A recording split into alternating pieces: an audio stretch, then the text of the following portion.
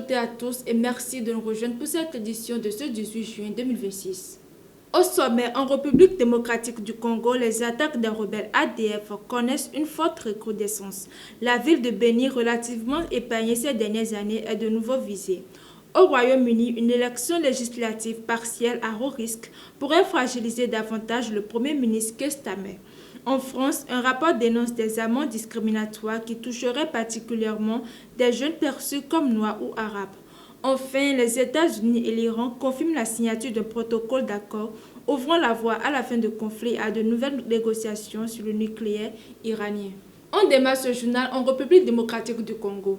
L'inquiétude grandit dans l'est du pays où les rebelles des forces démocratiques alliées, les ADF, multiplient les attaques. Selon le dernier rapport du baromètre sécuritaire de Kivu, plus de 300 incendies sécuritaires ont été recensés au mois de mai dans l'Est congolais, soit une hausse de plus de 20% par rapport au mois précédent.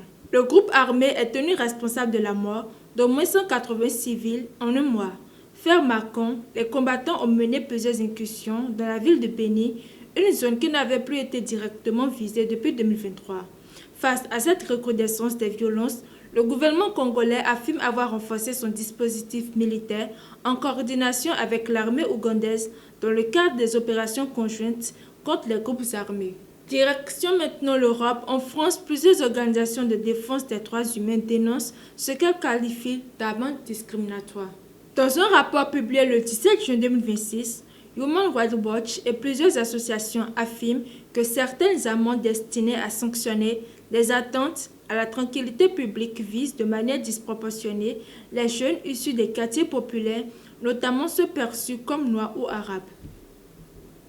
Les auteurs du rapport dénoncent des infractions au contour flou qui laisseraient une large place à l'interprétation policière.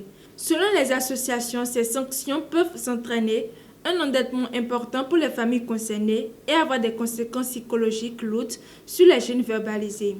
Au Royaume-Uni, les électeurs de la région de Macfile sont appelés aux urnes ce jeudi, dans le cadre d'une élection législative partielle très suivie. Ce scrutin pourrait avoir des conséquences importantes pour l'avenir politique du Premier ministre Keir Starmer.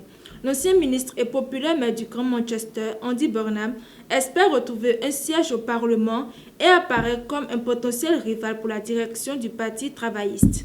Affaibli par plusieurs controverses et par une baisse de popularité, le Premier ministre fait face à des critiques croissantes jusque dans son propre camp.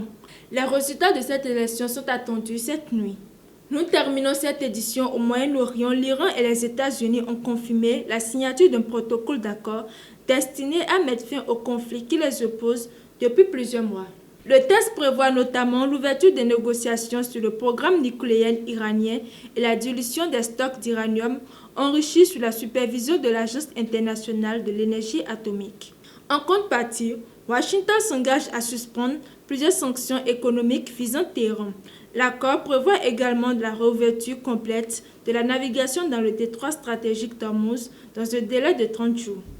Les deux parties disposent désormais de 60 jours pour parvenir à un accord définitif.